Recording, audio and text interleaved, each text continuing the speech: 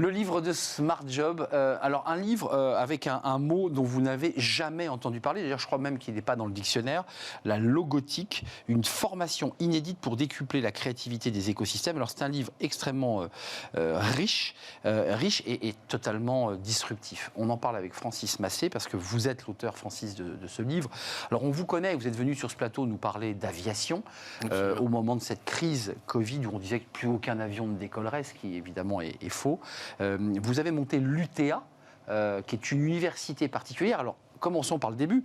Ce livre propose une disruption de la formation, de la manière dont on peut accompagner des participants à des formations.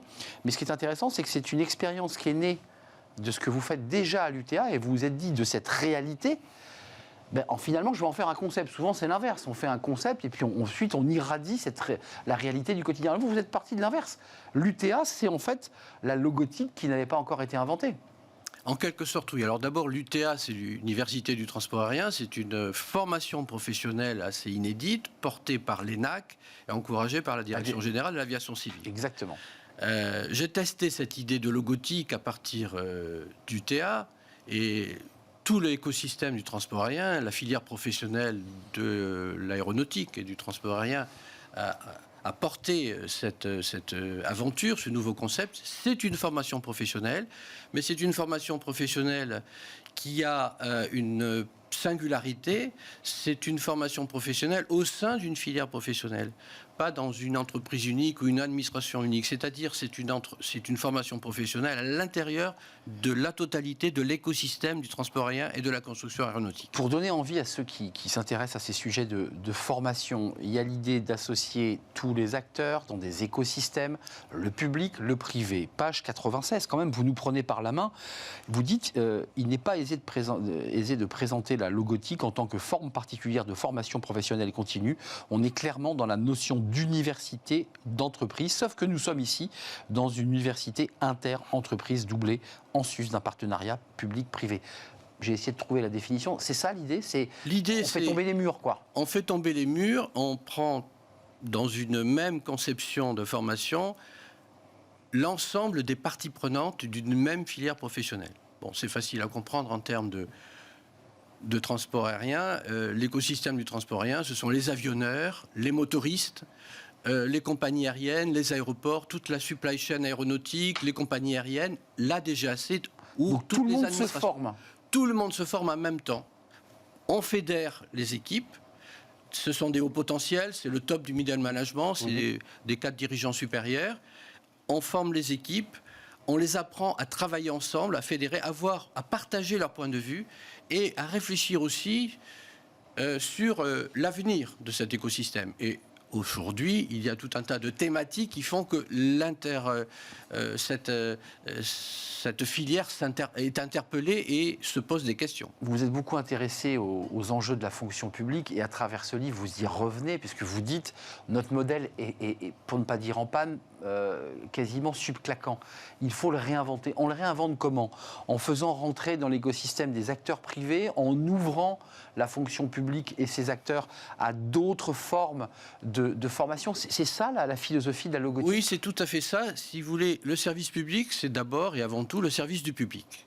Donc, mettre les fonctionnaires concernés dans un écosystème particulier, là, en l'occurrence, la DGAC pour l'écosystème du transport aérien, eh bien, on les met en présence de leurs homologues dans les différentes parties prenantes de cet écosystème, dans l'ensemble des entreprises. Donc, c'est un partenariat public-privé. Et aujourd'hui, on a fait la preuve du concept, puisque ça fait 7 ans que l'École nationale de l'aviation civile, avec tout le secteur aérien, développe cette formation. Vous insistez aussi sur, au-delà de ce sujet très organisationnel, c'est-à-dire de faire travailler ensemble des gens qui, objectivement, n'ont pas forcément l'habitude de travailler ensemble. Vous le prouvez à l'UTA. Vous évoquez aussi un concept écologique de transformation de notre société. Comment vous allez jusque-là à travers la logotique ? Comment on y accède ? Oui, alors là, je fais appel à 2 notions clés. C'est l'écosystème, un écosystème complexe, innovant, qui est porté notamment par Michel Salov-Coste et beaucoup d'autres. Et Michel Salov-Coste intervient d'ailleurs absolument à l'Université du transport aérien, en sa qualité de directeur de la prospective à l'Université catholique de Lille. Mais cet écosystème innovant a besoin pour innover, d'être beaucoup plus cohérent et de mieux se connaître dans son interne, partie prenante, publique et privée. Mais pour être innovant, il faut qu'il s'ouvre à d'autres écosystèmes. Et pour s'ouvrir à notre écosystème, il faut d'abord que lui-même soit cohérent, soit cohésif. Et s'ouvrir, l'exemple pour illustrer ça, c'est très simple à comprendre. La décarbonation aujourd'hui, qui est absolument obligatoire, indispensable, et qui est un enjeu de l'écosystème du transport aérien, ne peut se faire que si cet écosystème se met en contact avec l'écosystème de l'énergie. Et en même temps, l'écosystème doit être transformant, en ce sens qu'il doit être une solution pour la société, et la société désirable que l'on souhaite pour demain. Merci d'être venu nous rendre visite, Francis Massé. La logotique, alors c'est un nouveau mot. Au-delà du mot, c'est un concept extrêmement détaillé. Et qu'on peut appliquer dans d'autres écosystèmes, évidemment. La santé, les médias, etc. Les médias, publics, privés, ça c'est un concept. En fait, le système va se rebiffer quand même après avoir lu votre livre, non ?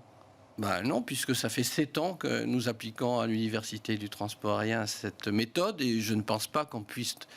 Enfin, on peut vraiment l'appliquer dans d'autres écosystèmes qui en ont bien besoin, parce que notre société est faite d'organisations. Et c'est toutes les organisations qu'il faut faire évoluer et qu'il faut transformer.